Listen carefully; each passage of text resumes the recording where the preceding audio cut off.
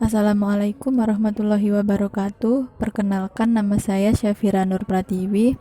Saya dari kelas Pendidikan Bahasa Inggris tahun 2020 akan menampilkan video pembelajaran pendidikan Pancasila tentang nilai-nilai Pancasila dari masa prasejarah atau pra-kemerdekaan sampai masa reformasi. Yang pertama yakni pada masa prasejarah.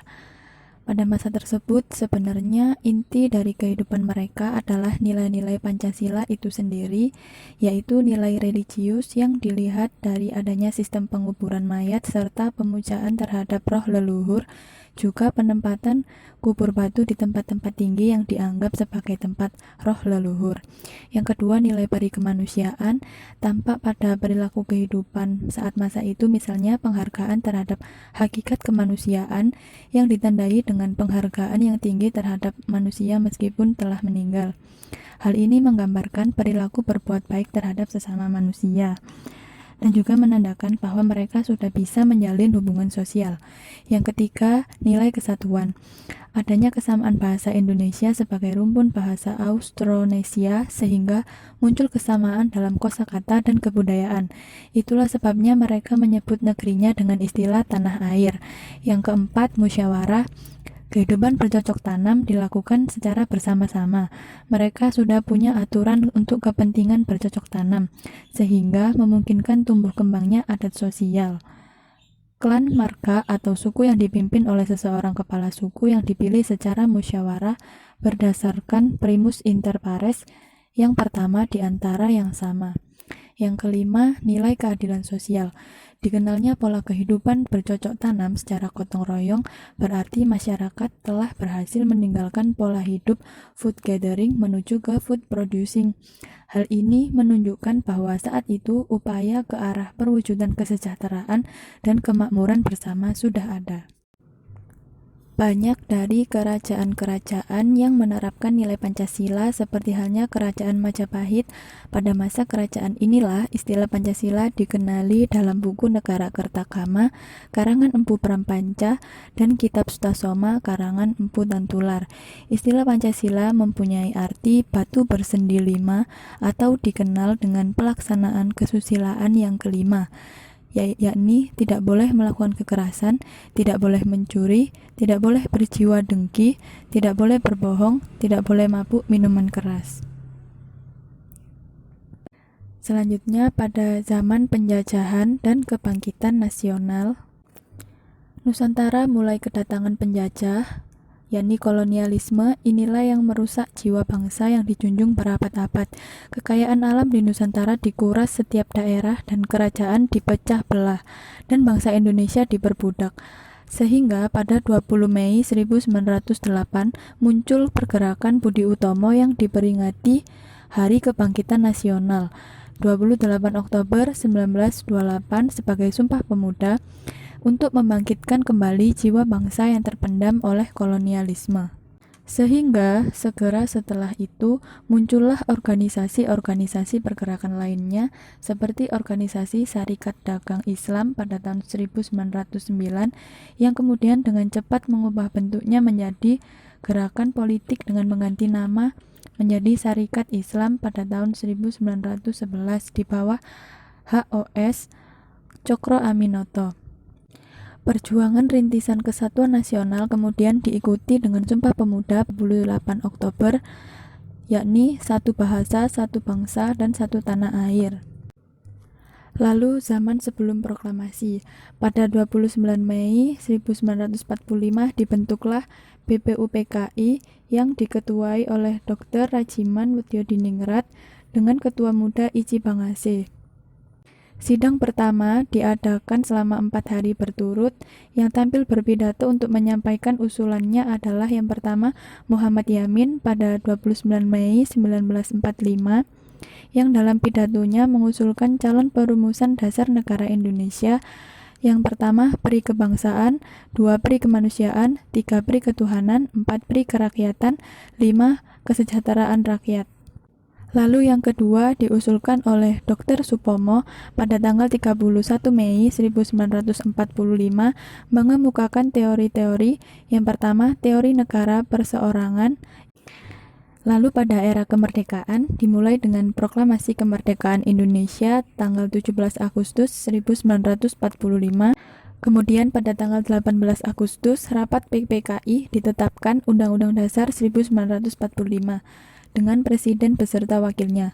Sesudah itu dimulailah pergolakan politik dalam negeri seperti berikut ini: pembentukan Negara Republik Indonesia Serikat atau RIS. Sebagai hasil dari konferensi meja bundar yang ditandatangani oleh Ratu Belanda pada tanggal 27 Desember 1949, maka berlakulah konstitusi RIS. Antara lain, RIS menentukan bentuk negara serikat. Yang ketiga, Mukadimah RIS telah menghapuskan sama sekali jiwa dan semangat maupun isi pembukaan Undang-Undang 45, Proklamasi Kemerdekaan sebagai naskah proklamasi yang terinci. Lalu yang terakhir, sebelum persetujuan KMP, bangsa Indonesia telah memiliki kedaulatan. Oleh karena itu, persetujuan 27 Desember 1949 tersebut bukannya penyerahan kedaulatan, melainkan pemulihan kedaulatan. Pada akhir era ini terjadi pergolakan. Pada masa pemerintahan Orde Lama ditandai dengan dikeluarkannya Dekret Presiden 5 Juli 1959. Kehidupan politik dan pemerintahan sering terjadi penyimpangan yang dilakukan Presiden dan juga MPRS yang bertentangan dengan Pancasila dan Undang-Undang Dasar 1945. Artinya, pelaksanaan undang-undang pada masa itu belum dilaksanakan sebagaimana mestinya. Hal ini terjadi karena penyelenggaraan pemerintah terpusat pada kekuasaan seorang presiden dan lemahnya kontrol yang seharusnya dilakukan DPR terhadap kebijakan-kebijakan. Selain itu, muncul pertentangan politik dan konflik lainnya yang berkepanjangan, mengakibatkan situasi politik, keamanan, kehidupan ekonomi makin memburuk. Puncak dari situasi ini adalah munculnya pemberontakan G30 SPKI yang sangat membahayakan keselamatan bangsa dan negara. Orde Baru dimulai dengan naiknya Soeharto menjadi presiden menggantikan Soekarno pada tanggal 22 Februari 1967. Awal Orde Baru, Presiden Soeharto harus mengatasi kekacauan yang ada di Indonesia.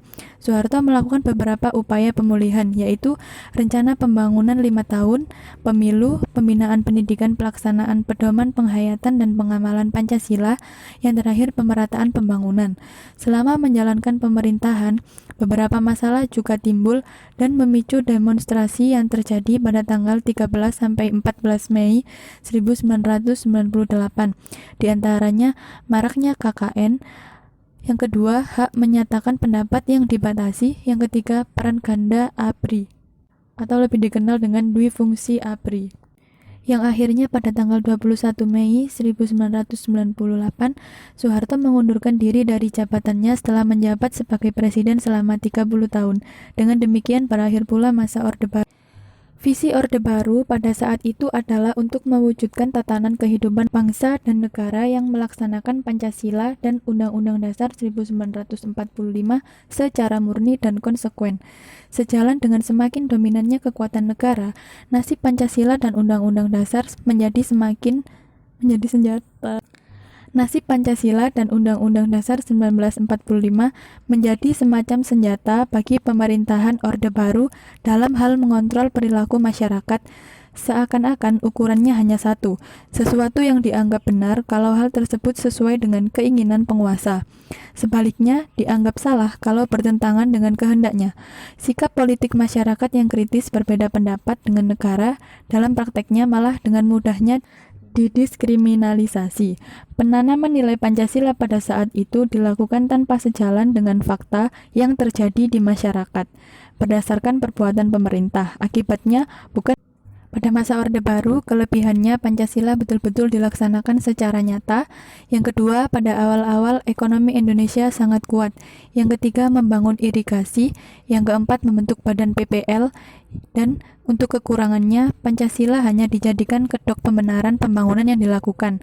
Lalu adanya politisasi Pancasila, maraknya KKN, dan Pada masa era reformasi, khususnya dalam konteks sebagai dasar negara dan ideologi nasional, Pancasila sebagai paradigma ketatanegaraan, artinya Pancasila menjadi kerangka berpikir atau pola pikir bangsa Indonesia, khususnya sebagai dasar negara dan sebagai landasan kehidupan berbangsa bernegara. Dalam kaitannya dalam pengembangan hukum, Pancasila harus menjadi landasannya.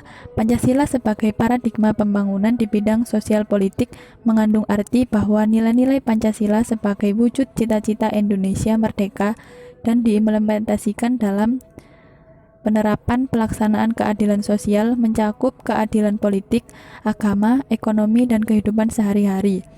Yang kedua, mementingkan kepentingan rakyat, demokrasi dalam pengambilan keputusan, melaksanakan keadilan sosial, dan menentukan prioritas kerakyatan berdasarkan konsep pemertahankan kesatuan.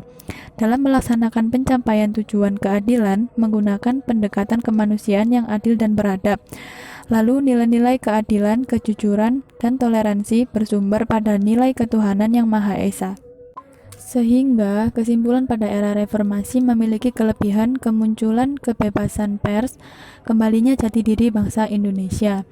Untuk kekurangannya, masih banyak sistem yang berantakan dan kurangnya penanaman nilai-nilai Pancasila, menjamurnya globalisasi, dan kurangnya kepedulian akan Indonesia ini. Kurangnya penanaman nilai-nilai Pancasila dalam diri anak sehingga tidak ada rasa cinta pada tanah air. Solusinya, kita sebagai generasi muda harus memajukan negara ini dengan Pancasila sebagai pedoman dan pembimbing kita.